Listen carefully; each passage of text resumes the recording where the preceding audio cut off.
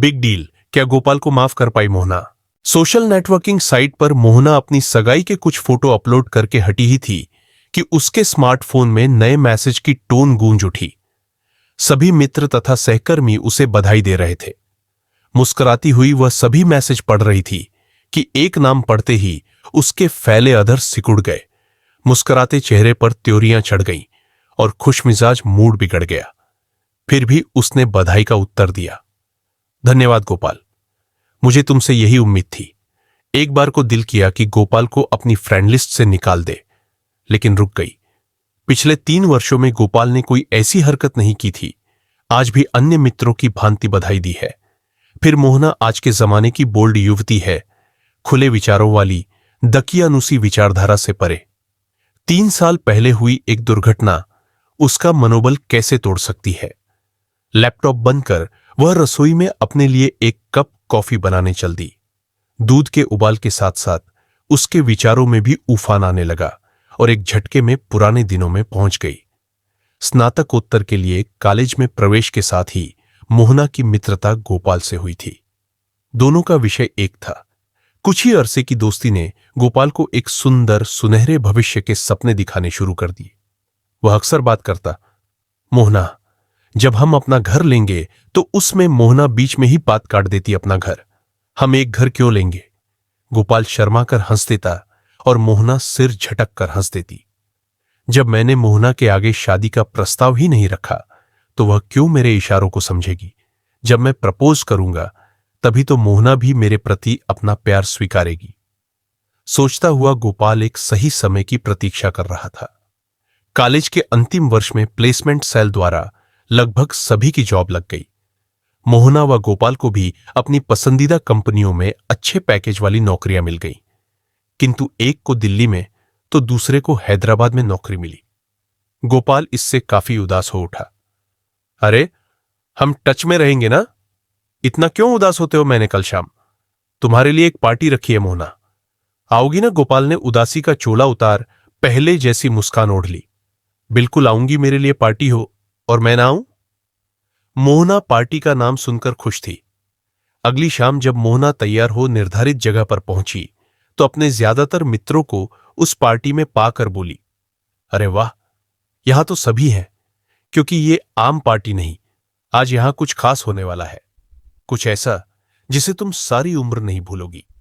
कहते हुए गोपाल के इशारे पर सारा वातावरण मधुर संगीत से गूंज उठा। आसपास खड़े मित्र मोहना और गोपाल पर गुलाब की पंखुड़ियां बरसाने लगे। मोहना आश्चर्यचकित थी, पर साथ ही इतने मनमोहक माहौल में उसकी मुस्कान थमने का नाम नहीं ले रही थी। तभी गोपाल ने जेब से एक सुंदर सी डब्बी निकाली और खोलकर मोहना के समक्ष बढ़ा दी। उस डब्बी में एक खूबसूरत अंगूठी थी। क्या तुम मेरी जीवन संगिनी बनोगी? मोहना की हंसी अचानक काफूर हो गई। उसे समझ नहीं आ रहा था कि यह क्या हो रहा है। जिसे वह अपनी नौकरी मिलने की खुशी की पार्टी समझ रही थी, वह तो दरअसल गोपाल ने उसे प्रपोज करने हेतु रखी थी, वह भी सबके सामने। इस अप्रत्याशित प्रस्ताव के लिए वह कतई तैयार नहीं थी। पहली बात, उसने अभी शादी करने के बारे में सोचा भी न था। गोपाल को उसने कभी इस नजर से देखा भी नहीं था। वह तो उसे सिर्फ एक दोस्त मानती थी। हो गोपाल, एक बार मुझसे पूछ तो लेते। यूं अचानक सबके सामने। देखो, मैं तुम्हारा दिल नहीं दुखाना चाहती, पर मैं अभी शादी नहीं करना चाहती। मैं तुमसे प्यार भी नहीं करती। प्लीज बात समझने की कोशिश करो। मोहना अचकचा गई थी। वह गोपाल को किसी भी गलतफहमी में नहीं रखना चाहती थी।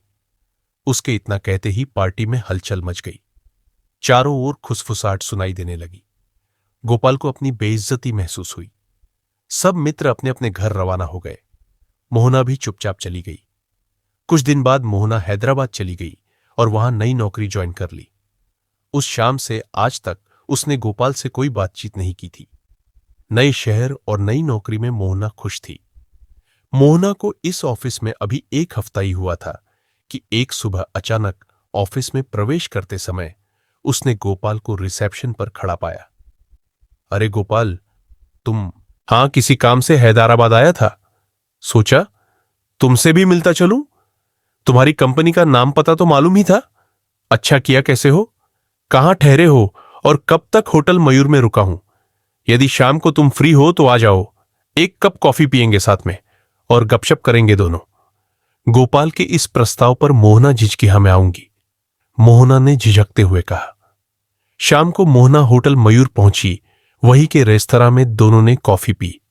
कुछ हल्का सा खाया ही था कि गोपाल ने पेट दर्द की शिकायत की। मेरी तबीयत ठीक नहीं लग रही है मोहना, मैं अब कमरे में जाना चाहता हूं। मोहना गोपाल को छोड़ने उसके कमरे तक गई। कोई दवा है तुम्हारे पास या मैं जाकर ले आऊं? मेरी दवा तुम हो मोहना। कहते हुए गोपाल ने अचानक कमरे का दरवाजा बंद कर दिया और मोहना को घसीटकर बिस्तर पर गिरा दिया। ये क्या कर रहे हो गोपाल? क्या पागल हो गए हो? मैं तुम्हें साफ तौर से बता चुकी हूं कि मैं तुम्हें नहीं चाहती, फिर भी तुम। गोपाल अपनी सुध-बुध खो चुका था। मोहना की बातों का, उसकी चीखों का उस पर कोई असर नहीं हुआ। उस पर तो जैसे फुतूर सवार हो गया था। वह मोहना पर टूट पड़ा और उसकी अस्मिता भंग करने के पश्चात ही सांस ली। मोहना का रो रो कर बुरा हाल था। एक पुराने दोस्त के हाथों इतना बड़ा धोखा। उसने कभी सपने में भी नहीं सोचा था कि गोपाल उसे इतना आहत कर सकता है। शारीरिक वेदना से अधिक वह रोष अनुभव कर रही थी। मना करने के बावजूद उसके अपने मित्र ने उसके साथ छल किया। मोहना का दिल कसमसा उठा। रात काफी हो चुकी थी। मोहना अपने संताप को स्वीकार चुकी थी। गोपाल चुपचाप एक तरफ बैठा था। अचानक गोपाल उठ खड़ा हुआ और कमरे की एकमात्र अलमारी से फिर वही अंगूठी वाली डब्बी निकाल लाया और बोला, अब तो मान जाओ मोहना। और वही अंगूठी मोहना की ओर बढ़ा दी। ओह, तो तुमने ये सब इसलिए किया ताकि मैं कहीं और, किसी और के पास जाने लायक न रहूं।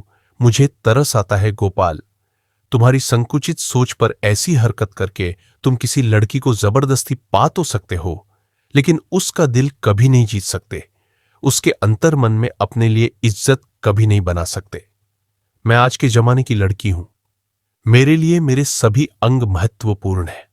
किसी एक अंग को भंग करके तुम मेरा आत्मविश्वास नहीं खत्म कर सकते। यदि तुम्हारी एक उंगली कट जाए तो क्या तुम जीना छोड़ दोगे? नहीं ना? वैसे ही इस घटना को मैं अपने मन मस्तिष्क पर हावी नहीं होने दूंगी। तुमने मेरे साथ जबरदस्ती की, इसका पछतावा तुम्हें होना चाहिए। मुझे नहीं, मेरा मन साफ है। मेरे मन में तुम्हारे लिए कभी भी प्यार नहीं था और अब तो बिल्कुल नहीं पनप सकता। मैं यही बैठी हूं, चाहो तो ऐसी हरकत फिर कर लो, मगर बार बार आहत करके भी तुम मुझे नहीं पा सकते। कहते हुए मोहना उठी और अपने कपड़े पर्स संभालते हुए कमरे से बाहर निकल गई। गोपाल भोर तक वहीं उसी मुद्रा में बैठा रहा। यह क्या कर दिया था उसने? जिसको इतना चाहता था उसे ही इतनी पीड़ा पहुंचाई उसने। मोहना द्वारा कही बातें उसके कानों में गूंज रही थी। अब तो कभी उसकी शक्ल तक देखना पसंद नहीं करेगी, मोहना उसने सोचा। अगले दिन पूरी हिम्मत जुटाकर गोपाल फिर मोहना के ऑफिस पहुंच गया। किंतु आज मोहना ऑफिस नहीं आई थी।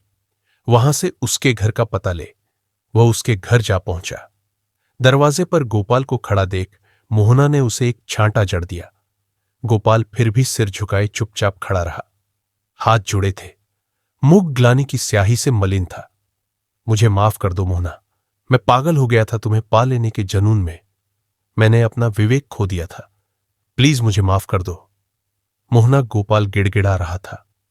मोहना एक आत्मविश्वासी, समझदार युवती थी। वह जानती थी कि किस चीज को कितनी अहमियत देनी है। गोपाल से उसकी दोस्ती 3 साल पुरानी थी और इस समयाकाल में गोपाल ने उसका सिर्फ हित सोचा था। आज उससे एक भूल अवश्य हो गई थी, लेकिन उसके पीछे भी उसकी मंशा गलत नहीं थी। यह उसकी मूर्खता थी। मोहना ने एक शर्त पर गोपाल को माफ कर दिया कि अब जब तक वह नहीं चाहेगी दोनों एक दूसरे से मिलेंगे भी नहीं। गोपाल ने भी शर्त मान ली थी। गोपाल, तुम्हारे मन में मेरे लिए जो भी भावना रही उसे मैं विनिमय नहीं कर सकती और यह बात तुम्हें सहर्ष स्वीकारनी चाहिए। इसी में तुम्हारा बड़प्पन है। मोहना ने गोपाल को विदा किया। कॉफी बन चुकी थी। हाथ में कॉफी का मग लिए मोहना टीवी देखने बैठ गई।